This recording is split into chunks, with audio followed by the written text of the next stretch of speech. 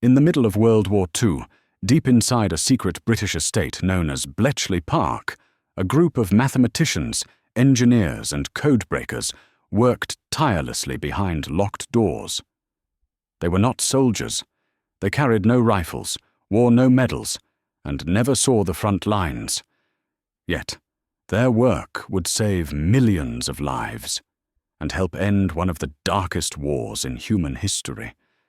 This is the untold story of Colossus, the world's first programmable digital computer, a machine that changed the course of the war and the future of technology forever. World War II was not just fought with bullets, tanks, and bombs. It was also a war of information, a silent, invisible battle fought through secret messages. Every day, the German High Command sent encrypted communications to its armies using a powerful device known as the Enigma machine. Its spinning rotors and complex electrical circuits made each message look like random letters, impossible to understand without the right code. At first, the Allies were helpless. They could hear the radio signals, but they couldn't read them. They were blind to enemy plans, ambushes, and troop movements.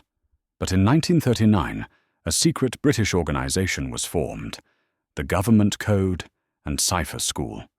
Its headquarters, Bletchley Park, became the heart of the Allied code-breaking effort.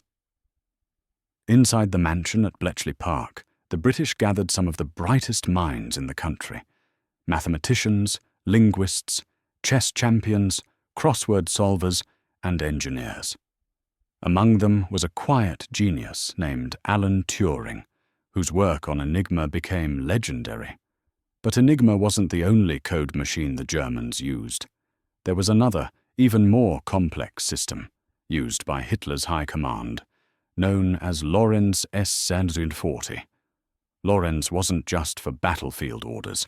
It carried messages between Hitler and his generals, deeply strategic communications that could change the war. To the Allies, it was the most valuable secret of all. The Lorenz cipher was different from Enigma. While Enigma used 3 or 4 rotors, Lorenz used 12 wheels, creating billions of possible combinations. Even Turing's techniques couldn't handle this one. Breaking Lorenz by hand took weeks, sometimes months. By the time a message was decoded, it was too late to act on it. The British needed something faster, something beyond human speed. And so, the idea of a machine to beat a machine was born. In 1943, a quiet engineer named Tommy Flowers from the British Post Office Research Station in London was introduced to the codebreakers. Flowers wasn't a mathematician. He was a practical man, a builder of machines, and he had a radical idea. What if we could design an electronic brain that could read and process messages faster than any human? At first, the idea was laughed at. Computers as we know them today didn't exist. The most advanced calculating devices were mechanical, slow, unreliable, and built from gears and switches. But Flowers believed in something new: electronics. He wanted to use vacuum tubes, hundreds, maybe thousands of them, to build a machine that could perform logical decisions electronically. To most engineers at the time, that sounded insane. "Tommy, valves are unreliable. You can't build a machine with 2,000 of them. It'll burn out in a day." Not if you never switch it off. Despite skepticism, Tommy Flowers began building his machine in secret.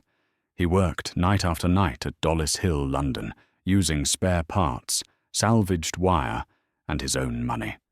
By late 1943, the first version of Colossus was ready. It stood taller than a man, filled with glowing vacuum tubes, spinning tape reels, and tangled cables. It looked more like a monster than a computer. But when it came to speed, it was beyond anything the world had ever seen. Colossus could read 5,000 characters per second from a paper tape. It could test thousands of Lorenz settings automatically, a task that would take human codebreakers weeks, and incredibly, It worked. In January 1944, Colossus was transported in secrecy to Bletchley Park. The truck carrying it was disguised, its contents covered under tarps. Only a handful of people even knew what it was.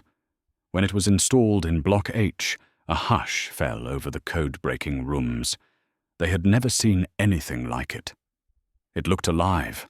The lights blinked, the paper tape flew through like lightning, and the valves glowed red-hot. We weren't sure if it was a miracle or madness. Soon, messages from Hitler's command began pouring in.